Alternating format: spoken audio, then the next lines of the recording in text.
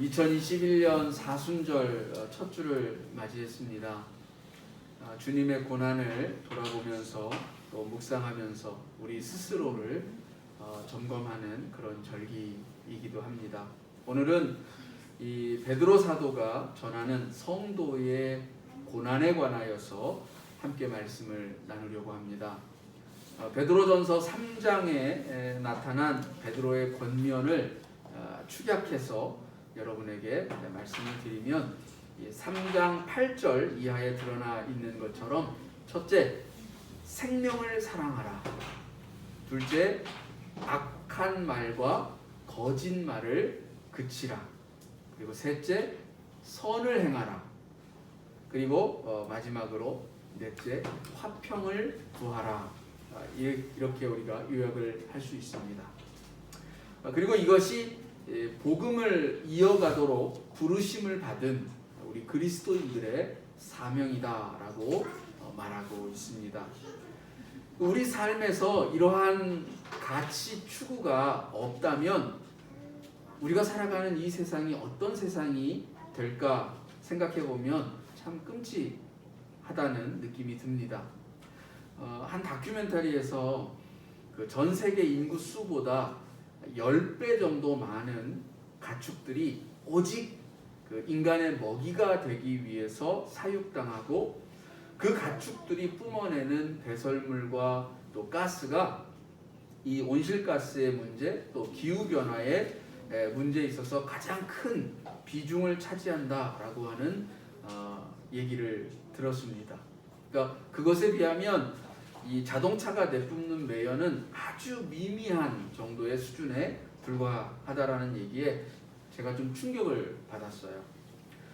게다가 그 매우 열악한 이 사육 환경 속에서 갖가지 그 환경 호르몬에 노출된 가축들이 그것을 소비하는 우리 사람에게도 이 건강에 매우 이롭지 않다라고 하는 그런 보고를 이렇게 보면서 그럼에도 불구하고 그렇게 우리 스스로를 해치는 그런 일임에도 불구하고 그런 사실들은 철저하게 감춘 채 오직 기업의 이윤 추구만 그렇게 몰두하고 있는 그런 모습들을 고발하는 소리를 들으면서 인간은 우리가 생각하는 것보다 훨씬 더 악하고 어리석을지도 모르겠다라는 그런 생각이 들었습니다. 생명을 사랑하는 법이 없이 오로지 이윤만 추구하는 기업, 자기의 이익을 위해서라면 거짓말도 서슴지 않는 그런 집단, 또 무기를 팔기 위해서라면 타인의 다툼과 분열을 조장하고 부추기는 그런 모습들은 엄밀하게 따지면 우리 스스로를 죽이는 일입니다. 그런데 그와 같은 일들이 사라지지 않고 심지어는 그리 멀리 있지도 않다라는 것이죠.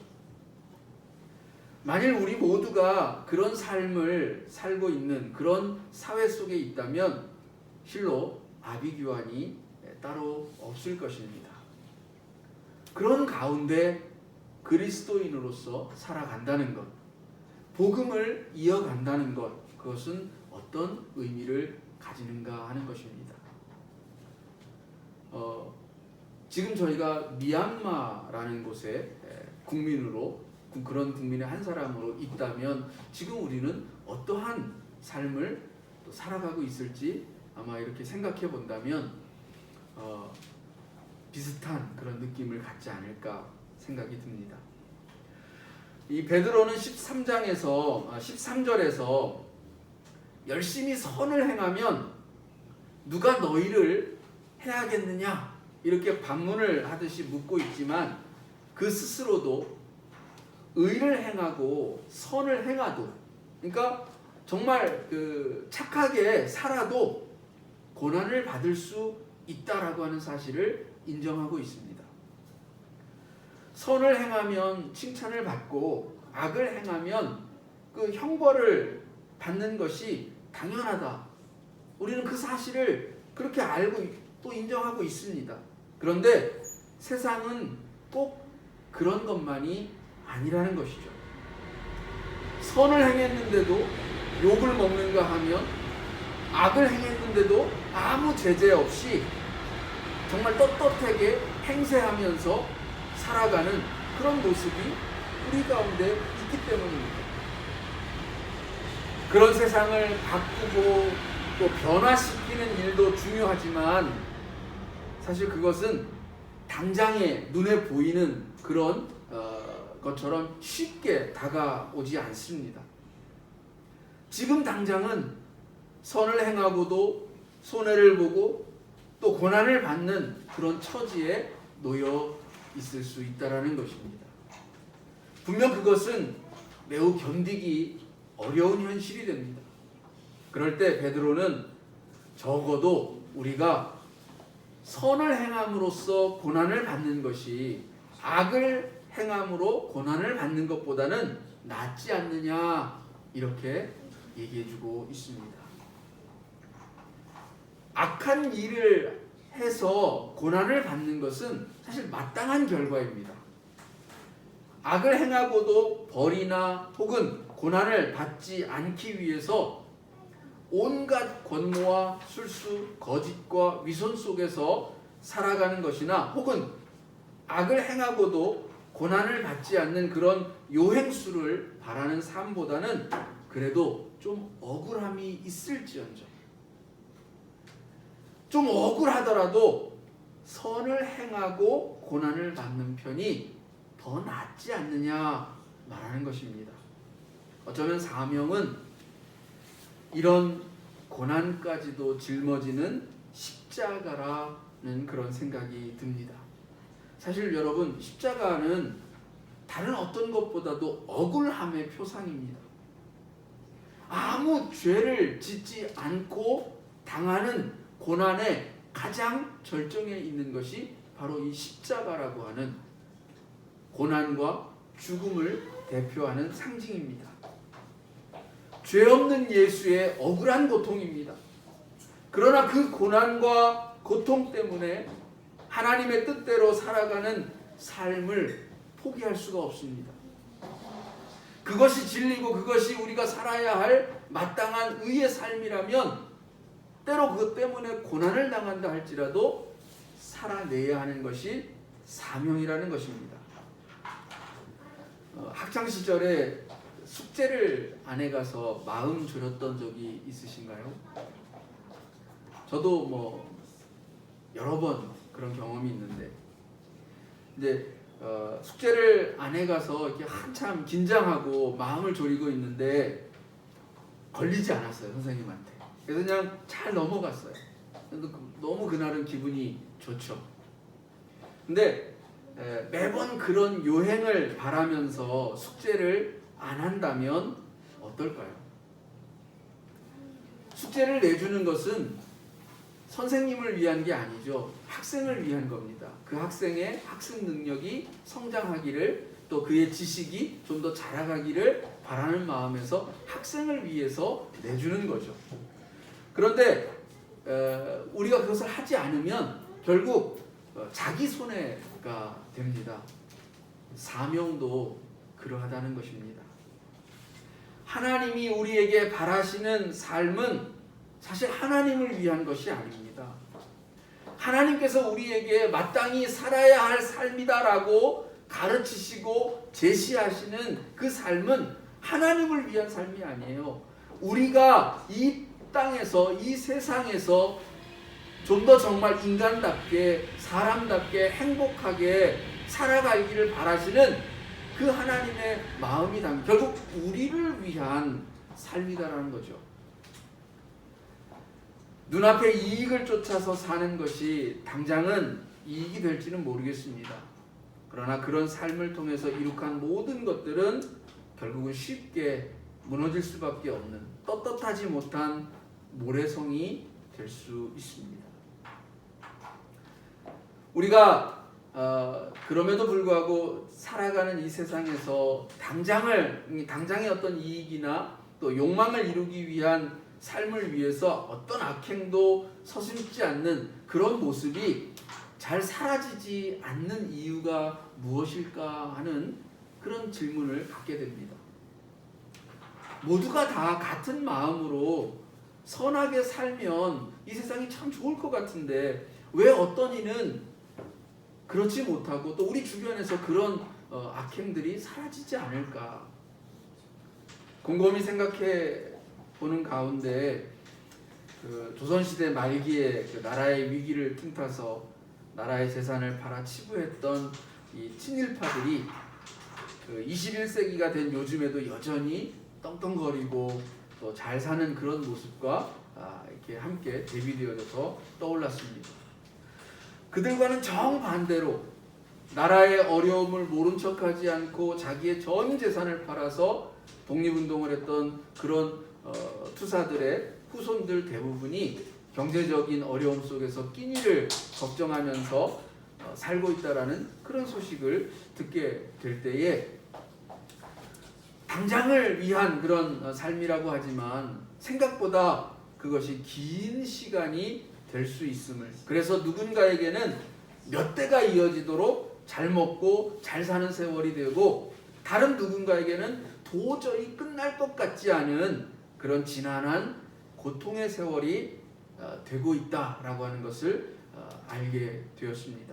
그러니 사람들이 이번 한 번만 딱 내 양심에 눈을 감으면 된다라고 하는 그런 유혹에서 벗어나기가 쉽지가 않은 것 같습니다. 또 한 건 크게 해서 몇 개월 처벌 받고 벌금 받더라도 이번에 한 건 크게 해서 잘 살아보겠다라는 그런 한탕주의도 어쩌면 여전히 만연한 그런 이유가 되는지도 모르겠습니다. 사실 저도 저 자신에게 어떤 그런 기회가 주어졌을 때에 나도 정말 그런 것에 유혹당하지 않고 끝까지 꿋꿋하게 하나님의 뜻을 쫓아서 선하고 의로운 삶을 살 수 있을까?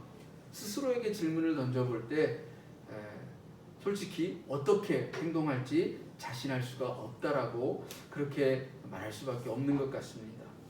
여러분은 어떠십니까? 바로 그러한 때에 우리가 행해야 할 삶의 길을 제시하는 것이 바로 오늘 우리가 읽은 이 본문의 말씀이지 않을까라는 생각이 듭니다. 나에게 그와 유사한 어떤 일이 생겼을 때에 하나님의 뜻은, 하나님이 우리에게 살아가기를 바라는 그 모습은 이런 거야 라고 말해주는 것 같습니다. 설사 대부분의 사람들이 눈앞의 이익을 위해서 고난을 회피하는 선한 삶을 포기하고 자기 양심을 속이는 그런 삶을 살아가기 때문에 나만 이런 삶을 살 필요가 있나? 라고 하면서 그들과 동화되는 그런 삶이 아니라 나만이라도 이렇게 살아야지라고 하는 그런 결심과 또 결단의 각오를 가지게 하는 것이 바로 오늘의 말씀이라는 것입니다. 사순절이 되면 흔히 우리가 주님의 고난에 동참하자라고 하는 얘기를 많이 합니다. 주님의 고난에 동참한다라고 하는 것은 비록 고난이 있을지라도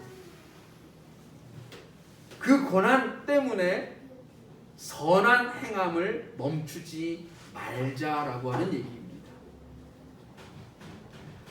주님의 생명사랑의 선한 삶은 십자가라고 하는 고난 때문에 멈추어진 것이 아닙니다. 저 겟셋마네 동산에서 거기서 멈추어진 것이 아니라 끝까지 죽기까지 나아갔다라는 것입니다. 비록 오해와 근거 없는 비방과 질투 속에서 억울한 욕을 당하고 살이 찢기는 고통을 받을지라도 그 고통이 너무 커서 심히 두렵고 떨렸을지라도 주님은 사랑하기를 멈추지 않았다라는 것입니다. 베드로는 온 세상이 하나님의 뜻을 따르지 않고 자기 좋을 대로 또 불의한 삶을 사는 중에도 하나님의 뜻을 쫓아서 살아간 노아의 삶의 길이 우리의 길이 되어야 한다라고 말하고 있습니다.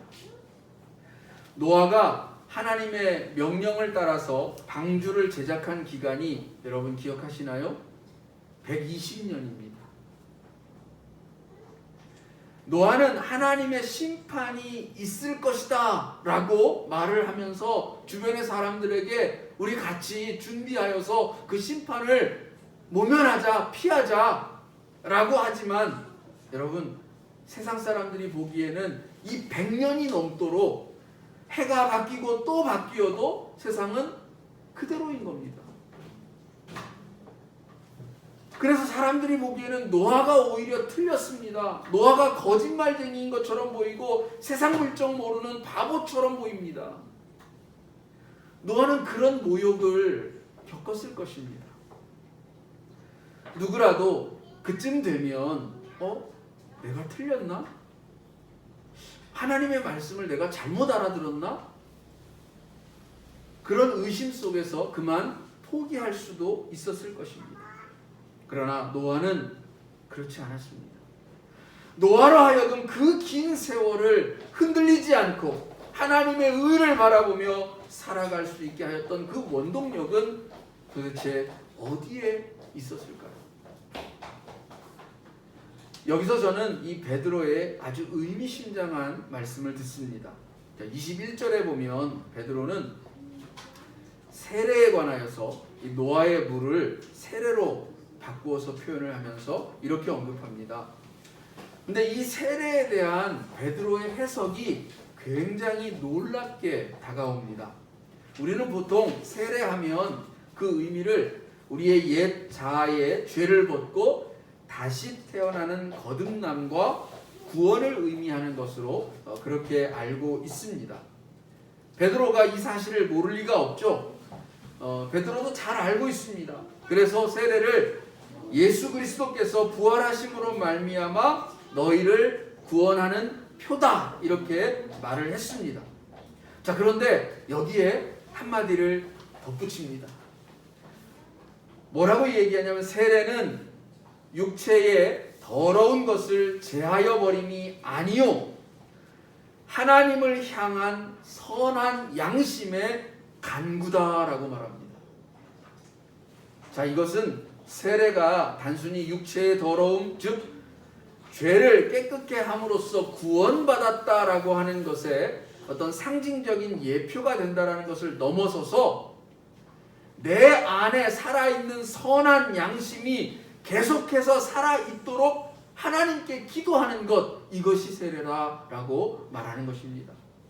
다시 말하면 세례가 죄를 씻음으로써 발생하는 이 깨끗하여짐이라고 하는 결과가 아니라 계속해서 깨끗한 상태를 유지하고 살아가기 위한 도구라는 것입니다. 네, 그렇습니다. 우리는 순간순간 죄의 유혹에 휩쓸리기 쉬운 존재들입니다. 그래서 매 순간 하나님의 도움이 없이는 육체의 소욕을 따라서 행할 때가 많습니다.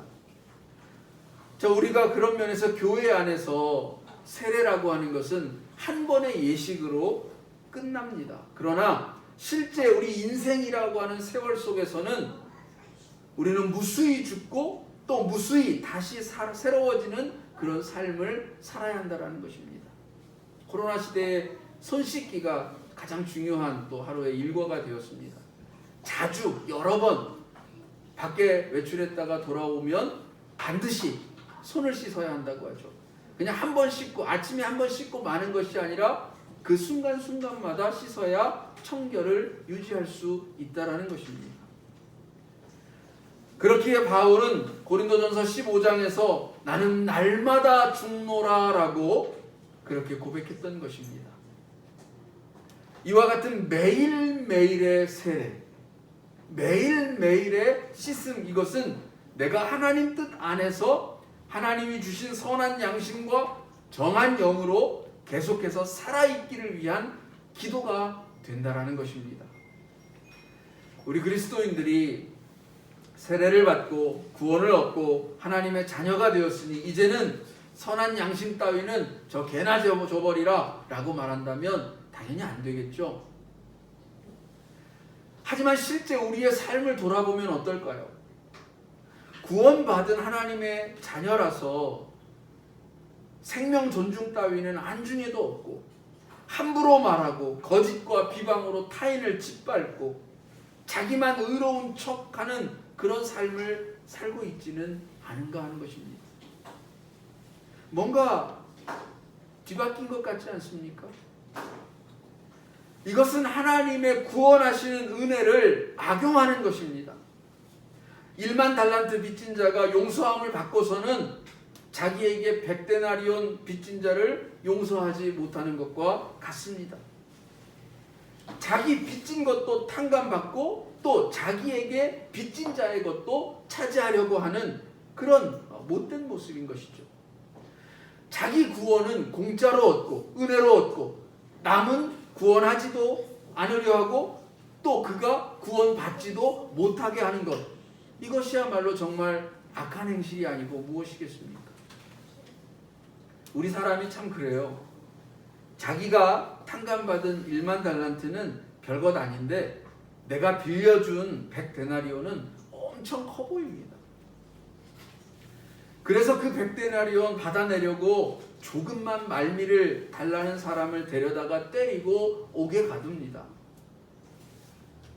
반대의 경우도 마찬가지로 누군가에게 돈을 빌리고 악한 마음으로 갚지 않으면 그 사람도 못되기는 마찬가지죠. 그런 사람 역시 선한 양심을 잃어버린 사람이라고 할 수가 있습니다.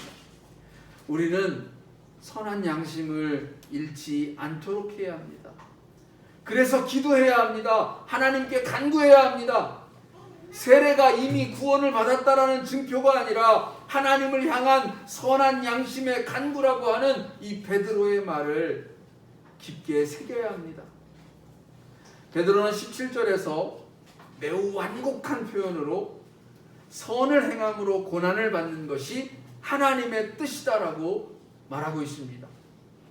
이것은 선을 행하면 당연히 고난을 받을 것이다 라고 하는 말이라기보다는 고난이 있다 하더라도 설사 우리가 어려움에 처한다 할지라도 선을 행하는 것을 멈추어서는 안 된다라는, 그것이 하나님의 뜻이다라고 하는 것으로 그렇게 해석을 해야 합니다. 그러므로 베드로는 그리스도가 고난을 기꺼이 감내하신 것처럼 우리도 그와 같은 삶으로 인도하고자 설명하는 것입니다. 선을 행함으로 고난을 받을지라도 그 고난이 두려워서 선을 행하기를 포기하는 것이 아니라 오히려 단호하게, 즉 단번에 죽으심으로 하나님의 뜻을 쫓아 나가심으로써 우리에게도 그렇게 살 것을 권면하신 것이다 라는 것입니다. 그것이 육체로는 고난 속에서 죽임을 당한 것이지만 영으로는 산 것입니다. 세상은 이런 가치들이 살아있을 때에 그나마 숨을 쉬고 살아갈 수 있습니다. 베드로전서 4장 12절에서 16절 우리 한 번만 읽어볼까요? 4장 12절 16절 그 뒤에 있습니다. 베드로전서 4장 12절에서 16절 시작. 사랑하는 자들아, 너희를 연단하려고 오는 불시험을 이상한 일 당하는 것 같이 이상히 여기지 말고 오히려 너희가 그리스도의 고난에 참여하는 것으로 즐거워하라. 이는 그의 영광을 나타내실 때에 너희로 즐거워하고 기뻐하게 하려 함이라. 너희가 그리스도의 이름으로 치욕을 당하면 복이 있는 자로다. 영광의 영 곧 하나님의 영이 너희 위에 계심이라. 너희 중에 누구든지 살인이나 도둑질이나 악행이나 남의 일을 간섭하는 자로 고난을 받지 말려니와 만일 그리스도인으로 고난을 받으면 부끄러워하지 말고 도리어 그 이름으로 하나님께 영광을 돌려라. 여러분 정말 아멘 하고 받아들이시겠습니까? 그렇습니다. 선을 행함으로 고난을 당하신다고 이상히 여기지 마시고 또 그럴 필요도, 또 고난을 당한다 해서 하나님의 살아계심을 부정할 필요도 없습니다. 오히려 선을 행하셔서 고난을 당한다면 그리스도의 고난에 내가 동참하였구나. 나도 우리 주님처럼 십자가를 지는구나. 그렇게 생각하시고 오히려 즐거워하십시오. 그러나 살인이나 도둑질이나 악행이나 남의 일을 간섭하는 것으로 고난을 받으면서 십자가를 지는 것처럼 착각하지는 마십시오. 죄와 악행으로 십자가를 지는 것은 영광이 아니라 당연히 받아야 할 처벌이요 형벌입니다.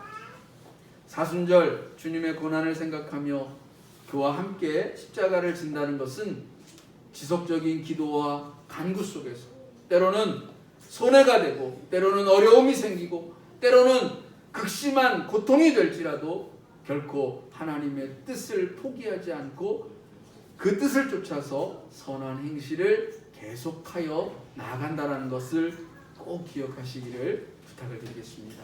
기도하시겠습니다.